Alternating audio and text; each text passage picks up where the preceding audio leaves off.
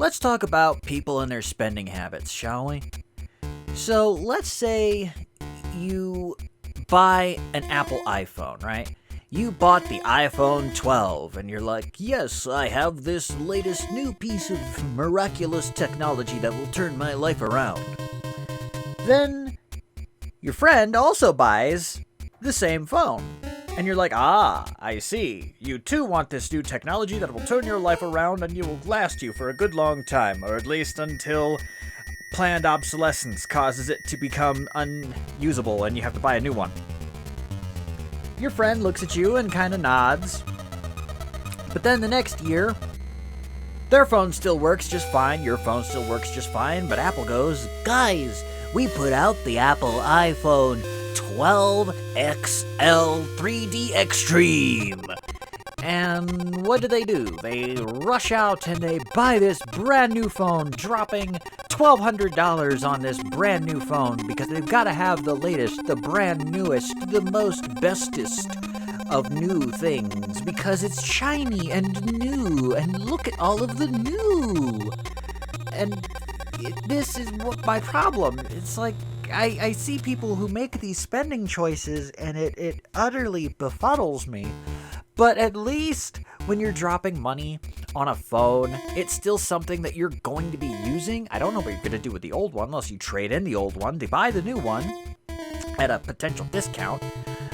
No, my issue comes with people who do things like, let's say, people who are in the shoe trade. Like, I didn't even realize that was a thing. Like, to me, you buy shoes because you need something to put on your feet when you go to work or go outside and walk and go to the store and whatnot. Some people out there apparently just buy shoes to hold on to them in case they appreciate in value, and I'm just sitting here shaking my head like, bruh, you just dropped like $300, $400 on a pair of shoes that you're not even gonna wear. Why? Just why? Where's the logic in that? It makes no sense. It's like dropping $130,000 on like an Aston Martin and just leaving it in your garage and polishing it with a diaper. No, that's not what you do. You get behind the wheel of that sumbitch and you drive it around town and you rub other people's faces in it. You go, look at this beautiful piece of engineering. Look at it. Look at what I am driving that I am so happy to have spent so much money on.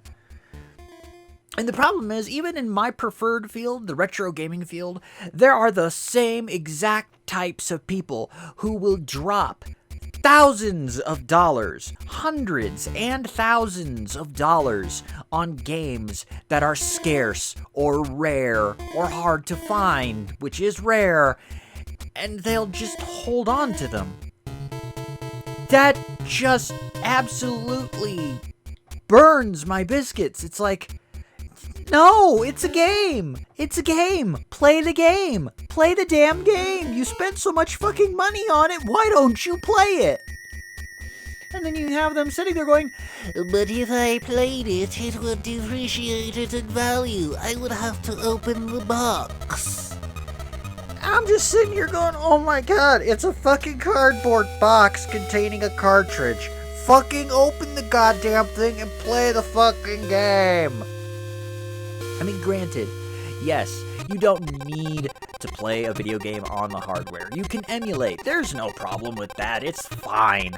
But at the same time, if you're gonna drop that kind of money on a goddamn video game and you don't play it and you just let it sit somewhere and collect dust or sit on your mantle like a trophy, I'm sorry, but I'm just gonna have to sit there and ask, what is just fundamentally wrong with you? Like, okay, maybe you're one of those types of people who wants to have one copy of every game that is released for a console. I get that. I understand that entirely. I will not fault anyone for wanting to achieve that level of dream.